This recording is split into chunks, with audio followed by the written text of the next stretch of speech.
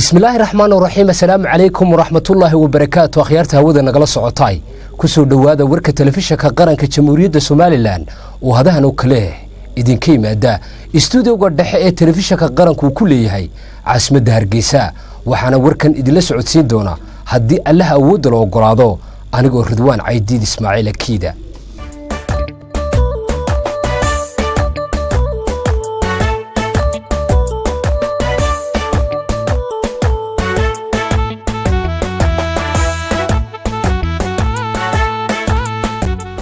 madaxweynaha la doortay ee jamhuuriyadda Soomaaliland Muuse Biixi Cabdi iyo ku-xigeenkiisa Cabdiraxmaan Cabdilaahi Ismaaciil Saylici ayaa caasimadda Hargeysa kulan kula yeeshay madax dhaqameedka siyaasiyiinta aqoon-yahanka qurbajooga iyo badi haldoorka bulshada degta gobolada kala duwan ee dalkan jamhuuriyadda Soomaaliland. kulankan ayaa ahaa mid taageero xooggan ay ugu muujinayaan bulshaweynta beelaha garxajis madaxweynaha la doortay ee jamhuuriyadda Soomaaliland Muuse Biixi Cabdi iyo ku-xigeenkiisa Cabdiraxmaan Cabdilaahi Ismaaciil Saylici waxaanay madax dhaqameed siyaasiyiin aqoon-yahan ganacsato iyo qaybaha kala duwan ee bulshadaasi ay ballan qaadeen inay si mugla ula shaqeynayaan xukuumadda madaxweyne Biixi iyagoo iftiimiyay sida ay uga go'an tahay inay garab istaagaan sidii xukuumaddan ay u noqon lahayd mid guuleysata oo Soomaaliland horumar gaarsiisa waxaanay alle uga baryeen in madaxweynaha la doortay iyo ku-xigeenkiisa xilka qaran ee horyaala uu ku asturo Suldaan Maxamed Suldaan Cabdilqaadir Suldaan Maxamed Xirsiqani Suldaan Yuusuf Maxamed Xiiri Sheekh Maxamed Cali Geedi Suldaan Aadan Faarax Suldaan Cabdiraxmaan Cawaale iyo siyaasiyiinta kala Cabdilaahi Cukusi علي ورن عدة إيه أمباستور عويل سلطان محمد سلطان حسن بري سلطان سليمان بقر عثمان عقال قربتشوك أقوياهان دخاتير بلشوين كاكسو تشيدا waxay ku dheeraadeen in deegaan ahaan ay ka go'an tahay sida ula shaqeyn lahaayeen madaxweynaha la doortay iyo ku-xigeenkiisa iyo sida ay qayb uga noqon lahaayeen qorshaha qaran ee Soomaaliland la doonayay beesha caalamka ictiraaf iyo horumarba ay ku gaadho waxaana kulankani uu socday saacado iyadoo labada dhinacna ay ka wada hadleen sidii qaranka Soomaaliland horumar loo gaarsiin lahaa iyo sidii la iskaga kaashan lahaa guusha ay Soomaaliland filayso inay gaarsiiso xukuumaddan dhawaan la doortay madaxweynaha la doortay ee jamhuuriyadda Soomaaliland Muuse Biixi Cabdi ayaa u mahadnaqay qaybaha kala duwan ee bulshooyinka deegaanada gobolada dalka kala dega ee beelaha garxajis waxaanu madaxweynuhu ballan qaaday inuu dhexda u xiran doono sida ay xukuumaddiisa iyo dawladda uu soo dhisi doona ay Soomaaliland horumar u gaarsiin lahayd halkaan uga sii qaadi lahayd horumarkii kala duwanaa ee ay hirgelisay xukuumaddiisa ka horreysay hogaaminayay madaxweynaha talada haya mudane Axmed Maxamed Maxamuud Silaanyo ee xisbiga kulmiye ku abtirsanaysay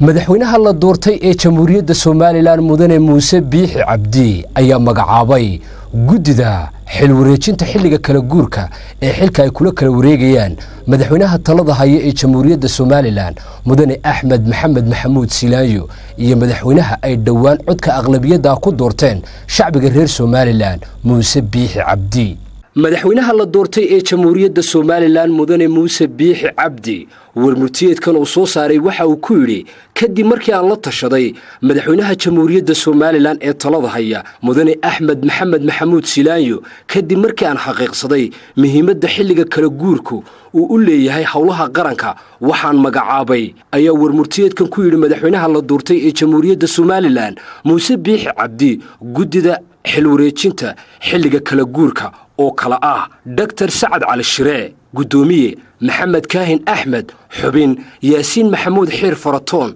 حبين محمود حاش عبدي حبين شكري حاج إسماعيل باندري حبين بروفيسور أحمد إسماعيل سمطر حبين إنجنير حسين إبراهيم حسن بوني حبين إنجنير إبراهيم ظاهر دبد حبين يوسف محمد عبدي حبين مسؤولينta guddida xil wareejinta xilliga kala guurku waxa ay diyaarin doonaan hagista dhammaan hawlaha xil wareejinta ee xilka kula kala wareegayaan madaxweynaha la doortay ee jamhuuriyadda Soomaaliland Muuse Biixi Cabdi iyo madaxweynaha talada haya ee jamhuuriyadda Soomaaliland mudane Axmed Maxamed Maxamuud Silaanyo oo qaranka soo hogaaminayay 7 sanadood ee u dambeysay war-saxaafadeedkana waxa ku seexan madaxweynaha la doortay ee jamhuuriyadda Soomaaliland Muuse Biixi Cabdi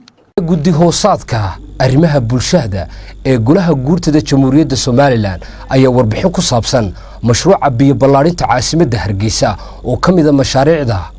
ugu manfaca badan ee qaranka Jamhuuriyadda Soomaaliland bulshadeedu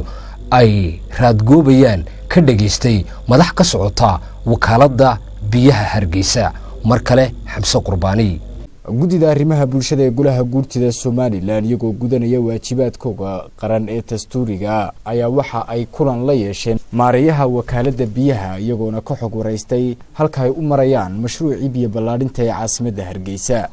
waxa doodiisa socotaa arrimihii biyaha waxaan daba soconaa gudi ahaan warbixinaad gudida golaha hore u soo gudbiseen kalfadhigay koobay lixdanaad kaasoo ahaa laba mashruuc oo waaweyn oo qarankan loo waday oo midna ahaa kii mashruucii biyo soo saarka midna uu yahay mashruucii biyo qaybinta labada mashruuc wixii noo sheegteen wixii idinka qabsoomay wixii dhamaaday iyo wixii qabyo ah caqabadaha yaalla iyo xalka lagaga baxayo annagoo rajaynayna dabeetana inaanu goobo cayiman imanka oo kuwii barkadihii soonkan imanka laga sameynaya hadday maxamed haybati hadday axmed dhagax tahay hadday daami tahay intaana bal halkay marayaan aanu kormeerayno intaan cidna raacisan aan soo eegno soo aragno bal halkay marayaan intaas umaan marayay kusoo gudbinaynaa dabeetana si aanu warbixin waafiya ugu celino golaha maareeyaha wakaaladda biyaha Maxamed Cali Daarood oo isaguna halkaasi ka hadlay ayaa gudida uga warbixiyay hawlaha biyo ballaarinta ee caasimadda Hargeysa halka ay u marayaan مسؤولك حاولوا مهمة مشاريع بيا بلارنت عاصمة Hargeysa Somaliland المشاريع ده صارت دول سنة سعودي إسلام رهانتا مشاريع عوين مركلو يجي يعني مشاريع ده كفلو Somaliland وكدوان مقامة $3 مليون مركلو يجي مشاريع ده قدموا عوين عالم كفلو رهانتي ده مشروعية لكن مركلو يجي قرن كأنه سوق كوريا ومشاريع دي جوا وين على الفلي dalka mashaariicda biyo sida xilwan Maxamed sheegay laba u qaybsamay mid laga keenay biyaha ilaahi biyaha geedeble ila sameyntii caalasha sameyntii booster station ka amba meeshi maxaa pumps ki generators kalki biyaha soo tuurisay dhigisti pipeline ka ila Hargeysa oo la keenay barkada kaydka biyaha hore Chinese ka loo yaqaano iyo mashaariicdii biyo qaybinta magaalada mashruuca ugu horeeyo mashruuca laga keenay biyaha geedeble ilaa Hargeysa oo runtii mashruuc weyn waqtiyo kala duwan soo maray imikana ku jira marxaladii dambe ama marxaladii ugu dambeysay ee xagga fulitaankiisa anigu shaqada waxa soo galay December sanadkii hore bishii 12 sanadkii hore 2016 إمكن واحد نشوفنا ديسمبر لبعض كانوا يا توكي يعني شغله واحد كل شيء سنة يلا 20 ناس رنتي شغله ما كان سوى قالوا حيالي كوباد يسوى بحي حياة مشروع إنه ضحك بدل بحية قاب وسعودي هدي بعد هاي المشروع إن وكل ما هذا محل راسي ونعكسه وبيها أوكي نكرا رئيس مالنا يعني مدوين كان صاص على بقولك سنة صاص على نقطة رصيدك التشاينيز قبل النظام شقية سو نقطة waxaa kow ka ahayd in dib loo eego heshiisyadii shirkadahan ay ku jireen oo muhiim noqotay iyadu waxaa laga maarmaan noqotay shirkadii wadaniga ahayd inaan la bedelo bishii 12 baan shaqada soo galay China wali shirkii aan galay waxaan noqotay arrimihi noqotay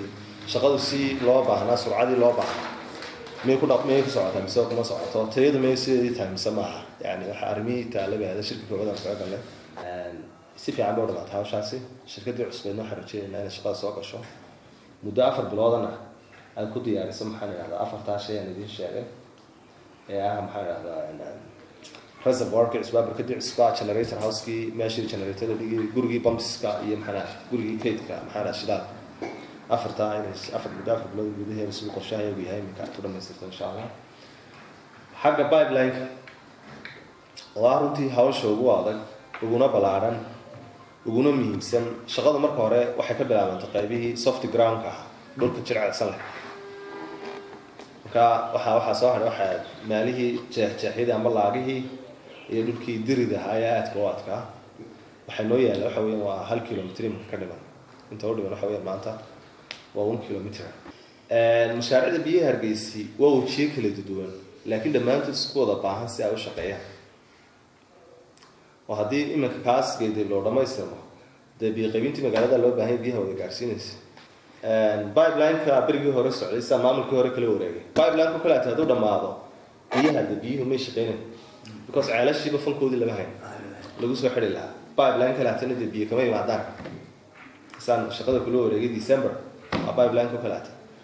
laakiin maxay raacdaa maanta dawladda shaqadii ceelashuna bilaamaysa inta 12 markii ceel la isku keeno la soo ururiyo meel la isku keeno lagu soo xidhay system baxsan xamse qurbaani telefishinka qaranka Soomaaliland Hargeysa warkani wuxuu ka mid yahay wararka ay diyaariyeen wariyaasha telefishinka qaranka jamhuuriyadda Soomaaliland wasiirka wasaaradda ganacsiga iyo maalgashiga caalamiga ee Soomaaliland mudane Cumar Shacayb Maxamed ayaa waxa uu airportka caalamiga ee Cigaal International Airport ku soo dhaweeyay Maxamuud Xaaji Cali Abokar oo kamid ah qurbajooga dalka jamhuuriyadda Soomaaliland ee ku nool dalkaasi Mareykanka isla markaasina kaalin muhiim ah ama se la taaban kara ka qaatay taakulaynta iyo tabataabinta dadkii abaaruhu ay saameeyeen ee dalka jamhuuriyadda Soomaaliland waxana soo dhaweynta muwaadinkaasi ka qayb galay qaar kamid ah dhalinyarada deegaanka degmada Dacarbuur iyo haweenka ka soo jeeda deegaankaasi oo goornalkaasi waxa ka hadlay wasiirka wasaaradda ganacsiga iyo maalgashiga caalamiga ee Soomaaliland ee xukuumadda aan xilka wareejin mudane Cumar Shacayb Maxamed waxaanu ka warramay doorkii uu muwaadinkan ka qaatay taakulayntii dadkii abaaru ay saameeyeen ee reer Soomaaliland waxaan maanta halkan garoonka caalamiga ee Cigaal International Airport aan ku soo dhaweynaynaa nin aad u qaali ah